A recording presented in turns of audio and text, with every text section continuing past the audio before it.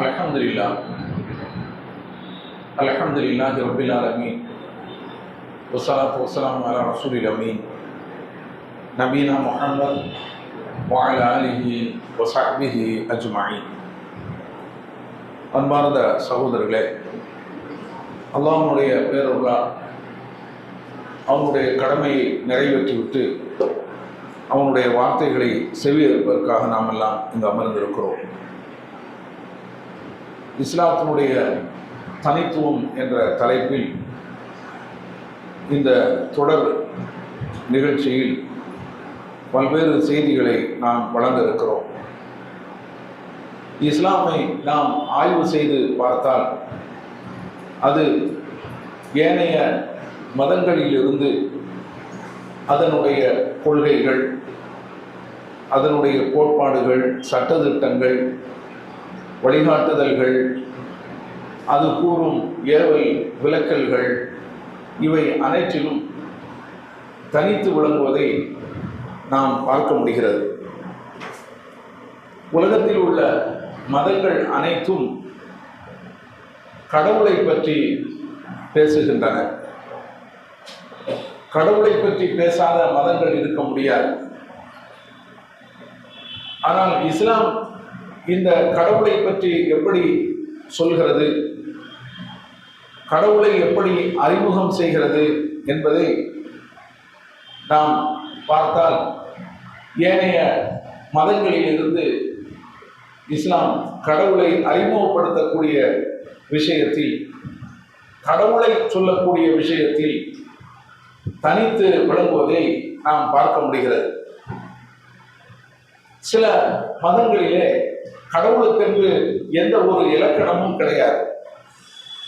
கல் கடவுளாக இருக்கலாம், மண் கடவுளாக இருக்கலாம், மாடு கடவுளாக இருக்கலாம், ஏன் மனிதன் கூட கடவுளாக இருக்கலாம்.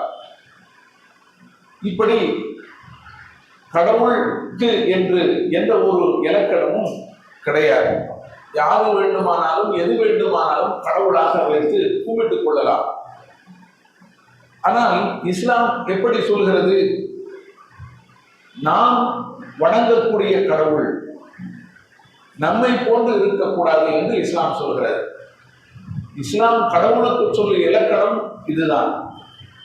நாம் வணங்கக்கூடிய கடவுள் நம்மை போன்று இருக்கக்கூடாது, மாறாக நம்மை விட பல கோடி மடங்கு உயர்வானதாக இருக்க வேண்டும்.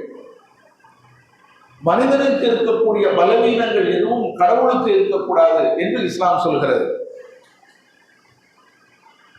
கடவுளுக்கு தூக்கம் கிடையாது, அசதி கிடையாது, கடவுளுக்கு முதுமை கிடையாது, கடவுளுக்கு மனைவி மக்கள் கிடையாது, கடவுளுக்கு பெற்றோர் கிடையாது என்று இஸ்லாம் சொல்கிறது. இதெல்லாம் மனிதனுக்கு இருக்கக்கூடிய பலவீனங்கள், மனிதனுக்கு இருக்கக்கூடிய சிறப்பு தன்மைகள். இவை கடவுளுக்கு இருக்கக்கூடாது என்று இஸ்லாம் சொல்கிறது. நம்மை போன்று இருப்பவன் கடவுளாக இருக்க முடியாது என்று இஸ்லாம் சொல்கிறது. நம்மை போன்று பலவீனங்கள் இருக்கக்கூடியவன் எப்படி கடவுளாக இருக்க முடியும்? அதற்கு நாமே கடவுளாக இருந்து விடலாமே. என்னை போன்ற தன்மைகள் தான் கடவுளுக்கு இருக்கிறது என்று சொன்னால் நானும் கடவுள் தான், என்னையும் நீங்க கும்பிடுங்க, வணங்குங்க என்று சொல்லலாம். ஆனால் இஸ்லாம் அப்படி சொல்லாது. கடவுள் என்று சொன்னால் அவனுக்கு மனிதனுக்கு இருக்கக்கூடிய எந்த சிறப்பு தன்மைகளும் பலவீனங்களும் இருக்கக்கூடாது. அதுபோல கடவுளுக்கு எந்த தேவையும் இருக்கக்கூடாது என்று இஸ்லாம் சொல்கிறது. உண்பதனுடைய தேவை, குடிப்பதனுடைய தேவை, இன்னும் எந்த தேவையும் கடவுளுக்கு கிடையாது, இருக்கக்கூடாது என்று இஸ்லாம் சொல்கிறது. சூரத்துல் இக்லாஸ் குல் வல்லாஹு அஹத் என்ற அத்தியாயத்தை நாம் படித்து பார்த்தால் கடவுளுக்குள் இருக்கக்கூடிய லட்சணங்களை அந்த அத்தியாயம் பேசும். அதில் வருகிறது அல்லாஹு ஸமத். கடவுள் என்று சொன்னால் அவன் தேவையற்றவனாக இருக்க வேண்டும். அல்லாஹு ஸமத், அவன் தேவையற்றவன். சூரத்துல் இக்லாஸ் 112வது அத்தியாயத்தில் 2வது வசனத்தில் இது இடம்பெற்றிருக்கிறது. அதுபோல அதே அத்தியாயத்துல 112வது அத்தியாயத்துல 4வது வசனத்தில் அல்லாஹ் சொல்கிறான், வலம் யகுல் லஹு குஃபுவன் அஹத், அவனுக்கு நிகர் யாரும் கிடையாது, அவனுக்கு நிகர் யாரும் கிடையாது. அப்படின்னா என்ன அர்த்தம்? அவனை போல யாரும் இருக்க முடியாது. அவனை மாதிரி ஒரு ஆளை நீங்க கொண்டு வந்து காட்டுங்க, இந்த உலகத்துல யாரையும் காட்டிவிட முடியாது. அவனுக்கு இருக்கக்கூடிய தன்மைகள் கடவுளின் தன்மைகள், மற்ற படைப்பினங்களுக்கு இருக்கக்கூடிய தன்மைகள், அந்த படைப்பினங்களுக்கு என்ன தன்மைகள் இருக்க வேண்டுமோ அது அது குறைபாடுடைய. கடவுள் இருக்கக்கூடிய தன்மைகள் முழுமையானது, பரிபூர்ணமானது என்று இஸ்லாம் சொல்லுகிறது. அதுபோல இன்னொரு வசனத்திலே அல்லாஹ் சொல்லுகிறான், 42வது அத்தியாயம் அஷூரா 11வது வசனத்திலே அல்லாஹ் சொல்லி காட்டுகிறான், லைஸ கமிஸ்லிஹி ஷைஉன் வஹுவ ஸமீஉல் பஸீர், அவனை போல் எதுவும் கிடையாது. சூரத்துல் இஹ்லாஸ்ல அவனுக்கு நிகர் யாரும் கிடையாது என்று சொன்ன இறைவன் இந்த சூரத்து ஷூரால அவனை போல் எதுவும் கிடையாது என்று அல்லாஹ் சொல்கிறான். அவனை போல யாருமே கிடையாது. அவனுக்கு இருக்கக்கூடிய தன்மைகளை கொண்டவர்கள் இந்த உலகத்தில் யாருமே இருக்க முடியாது. அவன்தான் என்று அந்த வசனம் பேசுகிறார். அதே போல இன்னொரு வசனத்திலே அல்லாஹ் சொல்கிறான், வஅன்னஹு தஆலா ஜத்து ரப்பினா, நம்முடைய இறைவனுடைய மகத்துவம் உயர்ந்து விட்டது. மத்தகத சுவாஹிபத்தம் வலதா, அந்த இறைவன் எந்த மனைவியையும் எடுத்துக் கொள்ளவில்லை, எந்த குழந்தையையும் அவன் தனக்கென்று எடுத்துக் கொள்ளவில்லை, அவனுக்கு மனைவியோ மக்களோ கிடையாது என்று அல்லாஹ் சொல்கிறான். சூரத்துல் ஜின் 72வது அத்தியாயத்தில் 3வது வசனத்திலே இதனை நாம் பார்க்கலாம். இதுதான் இஸ்லாம் கடவுளுக்கு சொல்லக்கூடிய இலக்கணம். இப்ப வருவோம். இவ்வளவு அற்புதமான ஒரு இலக்கணத்தை கொண்ட ஒரு கடவுள் கொள்கையை கொண்ட இந்த இஸ்லாத்திலே, தனித்துவம் உள்ள இந்த இஸ்லாத்திலே, ஏனைய மதங்களை விட்டும் நல்ல கடவுள் கொள்கையை கொண்ட இந்த இஸ்லாத்தை தழுவி இருக்கக்கூடிய நாம், இந்த இஸ்லாத்தை ஏற்றுக்கொண்டிருக்கக்கூடிய நாம், இந்த இஸ்லாமிய குடும்பத்தில் பிறந்த நாம் இந்த விஷயத்தில் எப்படி இருக்கோம், இந்த விஷயத்தில் நாம் எங்கே இருக்கிறோம் என்பதை நாம் பார்க்க வேண்டும். இறந்து போன நல்லடியார்கள், அவுலியாக்கள் என்று சொல்லப்படக்கூடியவர்களுக்கு கடவுளுக்குரிய அந்தஸ்தை நாம் கொடுத்து வைத்து அவர்களை கடவுளாக பாவித்து நாம் நம்முடைய தேவைகளை கேட்டுக்கொள்கிறோம். இது இந்த மார்க்கத்திலே, இந்த மார்க்கத்தை பின்பற்றக்கூடியவர்களிடத்திலே இருக்குதா இல்லையா? இந்த மார்க்கத்தை பின்பற்றக்கூடியவர்கள் என்று நாம் பெருமை பேசிக் கொண்டிருக்கிறோம். எதற்காக நாம் இந்த மார்க்கத்தை பின்பற்ற வேண்டும்?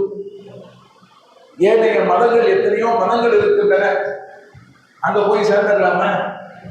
ஏன் நாம இந்த மதத்தில் இருக்கிறோம், இந்த மார்க்கத்தில் ஏன் இருக்கிறோம்? இந்த மார்க்கம் கடவுளுடைய மார்க்கம், கடவுளின் புறத்திலிருந்து வந்திருக்கக்கூடிய மார்க்கம் என்று நாம் ஏற்றுக்கொண்டிருக்கிறோம். இந்த மார்க்கத்துக்கு நிகரான ஒரு மார்க்கம் கிடையாது என்று நாம் ஒப்புக்கொண்டிருக்கிறோம். அதனால் ஏனைய மார்க்கத்தை விட்டுவிட்டு, மதங்களை விட்டுவிட்டு இந்த மார்க்கத்தை நாம் தழுவி இருக்கிறோம். ஆனால் நாம் எப்படி இருக்க வேண்டும்? ஆனால் அப்படி இல்லை. நாம் இறந்து போனவர்களை, நல்லடியார்களை, வலிமார்கள் என்று சொல்லப்படக்கூடியவர்களை சிலரை நாம் எடுத்துக்கொண்டு அவர்களை அல்லாஹ்வை போல, கடவுளை போல பாவித்து கடவுளுக்கு இருக்கக்கூடிய தன்மைகளை அவர்களுக்கு கொடுத்து அவர்களை நாம் வணங்கி வருகிறோம். அவர்கள் அல்லாஹ் பார்ப்பது போல பார்க்கிறார்கள், அல்லாஹ் அறிவது போல அறிகிறார்கள் என்று நம்புகிறோம். இருக்கிறதா இல்லையா? ஏன் அங்க போய் கேட்கிறாங்க? தர்காக்குள்ள போய் ஏன் கேட்கிறாங்க? அவங்க என்ன பார்க்கிறாங்களா? நம்மளுடைய பிரார்த்தனைகளை செவியேற்கிறார்களா? நம்மை அவர்கள் அறிந்து கொள்கிறார்களா? இல்லை. ஆனால் அந்த நம்பிக்கை அந்த மக்களிடத்தில் இருக்க, அங்கு சென்று அவர்களிடத்திலே பிரார்த்திக்கக்கூடியவர்களிடத்திலே இருக்கிறார். அவர்கள் பார்க்கிறார்கள், கடவுள் பார்ப்பதை போல, அல்லாஹ் பார்ப்பதை போல அவர்கள் அறிகிறார்கள், அல்லாஹ் அறிவதை போல அவர்கள் செவியேற்கிறார்கள்.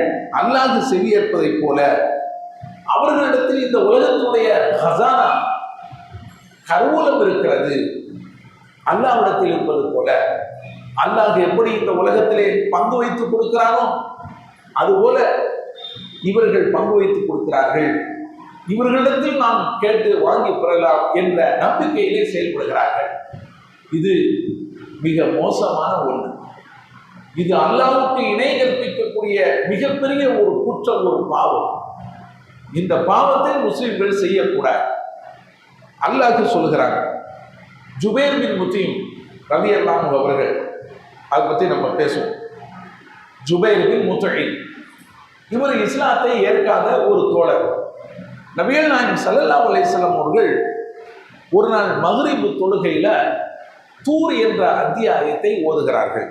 இந்த அத்தியாயம் 52வது அத்தியாயம், தூர் என்ற அத்தியாயம். அந்த அத்தியாயத்திலே ஒரு வசனம் வருகிறது. அம் ஹுலிகு மின் கைரி ஷைஇன் அம் ஹுமுல் ஹாலிகூன். இந்த மக்கள் எதுவும் இன்றி படைக்கப்பட்டுள்ளார்களா அல்லது அவர்கள் தம்மை தாமே படைத்துக் கொண்டார்களா? அல்லாஹ் கேட்கிறார். அப்படி ஒரு வசனம் அந்த தூர் என்ற அத்தியாயத்திலே வருகிறது. நபிகள் நாயகம் ஸல்லல்லாஹு அலைஹி வஸல்லம் அவர்கள் அதனை கடந்து போகிறார்கள். எப்படி? இந்த மக்கள் எதுவும் இன்றி படைக்கப்பட்டிருக்கிறார்களா அல்லது அவர்களே தங்களை தாங்களே படைத்துக் கொண்டிருக்கிறார்களா? அம்முகும் அம் ஹலக்கு சமாவாத்தி வல்லார், அல்லது இந்த வானங்களையும் பூமியையும் இவர்கள் தான் படைத்தார்களா? பல், உண்மையை சொல்ல போனால் லா யூகினூன், இவர்கள் உறுதியாக நம்புவதில்லை. அம் இந்தஹும் ஹஸாயினு ரப்பிக், அல்லது உமது இறைவனுடைய கருவூலம் இவர்களிடத்தில் இருக்கிறதா? அம் ஹுமுல் முஸைத்திரூன், அல்லது இவர்கள் அதிலே அதிகாரம் பெற்றவர்களாக இருக்கிறார்களா என்று அல்லாஹ் கேட்கிறார். இது மனிதனுடைய சிந்தனையை தூண்டக்கூடிய ஒரு வசனம். இந்த உலகத்தில் இருக்கக்கூடிய படைப்புகள் எல்லாம் எப்படி உருவாகிறது? தாமே உருவாக்கி கொண்டார்களா இந்த மனிதர்கள், அல்லது இந்த மனிதர்களை படைத்த ஒருவன் இருக்கிறான் என்று இந்த வசனம் சிந்திக்க தூண்டுகிறது. ஒன்றுமே இல்லாமல் இவர்கள் படைக்கப்பட்டிருக்கிறார்களா? இவர்களுடைய மூலக்கூறு என்ன? ஒன்றும் கிடையாது. ஒன்றுமே இல்லாமல் இவர்கள் படைக்கப்பட்டிருக்கிறார்களா அல்லது இவர்கள் தங்களை தாங்களே படைத்துக் கொண்டார்களா? சிந்திக்க வேண்டும். அல்லாஹ் கேட்கிறான். எப்படி இந்த துன்யாவுக்கு இவர்கள் வந்தார்கள்? இவர்கள் இடத்துல என்ன ஹசானா இருக்கிறதா? கருவூலம் இருக்கிறதா? அதிலே இவர்கள் அதிகாரம் செலுத்தி ஒவ்வொருவருக்கும் இவர்கள் பங்கு வைத்து கொடுக்கிறார்களா? கொடுக்க முடியுமா என்றெல்லாம் இந்த வசனம் அந்த ஜுபைர் பின் முத்தீம் அவர்களுடைய காதுகளிலே பாய்ந்து அவர்களை சிந்திக்க தூண்டுகிறார். இதை கேட்டுவிட்டு அவர் சொல்கிறார், காத கல்வி ஐயத்தீர், என்னுடைய உள்ளம் சிறகடிக்க தொடங்கியது. அவ்வளவுமா வக்கரல் ஈமான் கல்வி, இதுதான் என்னுடைய உள்ளத்தில் ஈமான் இடம் பிடித்ததனுடைய முதல் தருணம் அப்படின்னு அவர் சொல்றார். என்னுடைய உள்ளத்துல ஈமான் இடம் பிடித்ததனுடைய முதல் தருணம் இதுதான். நான் சிந்திக்க தொடங்கிட்டேன், என்னுடைய உள்ளம் சிறகடிக்க தொடங்கியது. என்னடா இப்படி இந்த வசனம் பேசுகிறது? இது முகமதுடைய கூற்றாக இருக்க முடியாது. கண்டிப்பாக இது முகமது சொல்லுகின்ற மாதிரி அல்லாஹ்வினுடைய கூட்டாகத்தான் இருக்க முடியும் என்று அவர் நினைத்து பிறகு அவர் என்ன செய்கிறாரு? இஸ்லாத்தை ஏற்றுக்கொள்கிறார். இந்த செய்தி சஹீஹுல் புகாரியில 4023 மற்றும் 4854வது ஹதீஸாக இடம்பெற்றிருக்கிறார். இந்த செய்தி ஹதீஸ வருகிறது. நம்ம பாருங்க, ஜுபைர் பின் முத்தீம் ரலியல்லாஹு அன்ஹு அவர்களுக்கு இருந்த அந்த நிலை, அந்த சிந்தனை இன்றைக்கு நம்ம இடத்தில் இருக்கிறதா?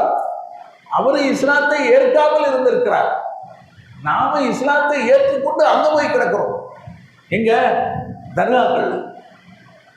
தர்காக்கள்ல போய் கிடக்கிறோம். அவர்களிடத்துல என்ன ஹசானா இருக்கிறதா? அதுல அவர்கள் அதிகாரம் படைத்தவர்களாக இருக்கிறார்களா? இந்த உலகத்துக்கெல்லாம் அவர்கள் தான் படியளக்கிறார்களா என்ற சிந்தனை இங்கு யாருக்கேனும் வருகிறதா? இல்லை. இஸ்லாத்துக்கு வெளியே இருந்து கொண்டு அவர் சிந்திக்கிறார். என்ன இப்படி பேசுகிறது? நாம் வணங்கக்கூடிய கடவுளை பற்றி இப்படி சொல்கிறது? சரிதானே? உண்மைதானே? மனிதன் இந்த உலகத்தில் எப்படி வந்திருக்க முடியும்? இவர்களா மனிதர்களை படைத்தார்கள்? நாம் வணங்கக்கூடிய தெய்வங்களா மனிதர்களை படைத்தார்கள்? இல்லையே. இவர்கள் இந்த உலகத்தில் என்னத்தை படைச்சாங்க? இல்லையே, எதையும் இவர்கள் படைக்கவில்லையே. இவர்களுக்கு இந்த உலகத்துடைய கருவூலங்கள் இவர்களிடத்தில் இருக்கிறதா? அதுவும் இல்லையே என்று அவர் சிந்தித்து அவர் என்ன செய்கிறார்? இஸ்லாத்தை ஏற்றுக்கொள்கிறார். நாம் என்ன செய்யறோம்? இஸ்லாத்திலே இருந்து கொண்டு வந்த வழியை திரும்பி சென்று கொண்டிருக்கிறோம். இந்த சிந்தனைக்கு நாம் போகவே மாட்டேங்கிறோம். இதை பற்றி யோசிக்கவே மாட்டேங்கிறோம். நாம் என்ன செய்யறோம்?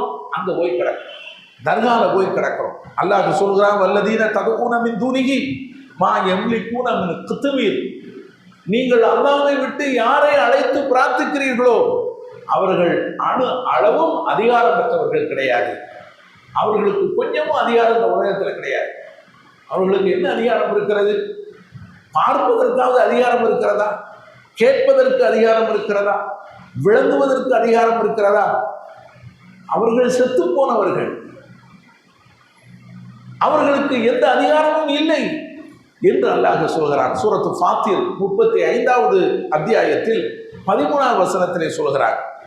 சூரத்து நஹல் 16வது அத்தியாயத்தில் 20 மற்றும் 21வது வசனத்திலே அல்லாஹ் சொல்கிறார், வல்லதீன யதுஊன மின் தூனில்லாஹ். அல்லாஹ்வை அன்றி இவர்கள் யாரை அழைத்து பிரார்த்திக்கிறார்களோ லா யஹ்லுகூன ஷையன், அவர்கள் எதையும் படைக்கவில்லை. இந்த உலகத்தில் அவர்கள் எதையும் படைக்க, படைத்தவன் தான் வணக்கத்திற்குரியவன். இந்த உலகத்தில் யார் எதை படைத்திருக்கிறார்? நீங்கள் யாரை அழைத்து பிரார்த்திக்கிறீர்களோ அவர்கள் இந்த உலகத்தில் எதை உருவாக்கினார்கள்? எதை படைத்திருக்கிறார்கள்? அல்லாஹ் சிந்திக்க சொல்றார், கேட்கிறார். வல்லதீன யதுஊன மின் தூனில்லாஹ், அல்லாஹ்வை என்று இவர்கள் யாரை அழைத்து பிரார்த்திக்கிறார்களோ லா யஹ்லுகூன ஷையன் வஹும் யுஹ்லகூன், அவர்கள் எதையும் படைக்கவில்லை, ஆனால் அவர்களே படைக்கப்பட்டவர்களாக இருக்கிறார். அவர்களே எப்படி இருக்கிறாங்க? படைக்கப்பட்டவர்களாக இருக்கிறாங்க. அவர்களை இன்னொருவர் படைச்சிருக்கிறாங்க. நீங்க அவர்கள்ட்ட போய் கேட்கிறீங்க, அவர்கள்ட்ட போய் உங்களுடைய குறைகளை சொல்றீங்க.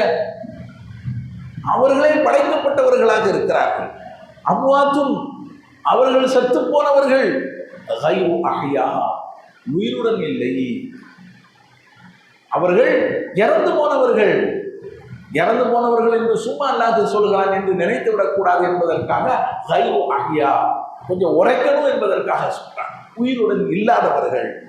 வமா யஷ்ஊரூன அய்யான யுபஅஸூன், தாம் எப்போது எழுப்பப்படுவோம் என்பதை அவர்கள் உணராதவர்கள், உணர மாட்டார்கள் என்று அல்லாஹ் சொல்கிறான். சூரத்து நஹல் 16வது அத்தியாயத்தில் 20, 21வது வசனத்திலே அல்லாஹ் சொல்கிறான். எனவே இந்த கடவுளினுடைய இலக்கணம் இஸ்லாம் சொல்லுகின்ற ஒரு சரியான இலக்கணம். கடவுள் கொள்கையில் இஸ்லாம் ஏனைய மதங்களில் இருந்து தனித்து விளங்குகிறது. இந்த சரியான கடவுள் கொள்கையை பெற்றிருக்கக்கூடிய நாம் அந்த கடவுள் விஷயத்தில் எப்படி நடந்து கொள்ள வேண்டும் என்பதை உணர்ந்து நடந்து கொள்வோமாக. எல்லாம் அல்லாஹ் நமக்கு நேர்வழி காட்டுவானாக. வாஹிரு தஅவானா அல்ஹம்துலில்லாஹி ரப்பில் ஆலமீன். அஸ்ஸலாமு அலைக்கும் வரஹ்மத்துல்லாஹி வபரகாத்துஹு.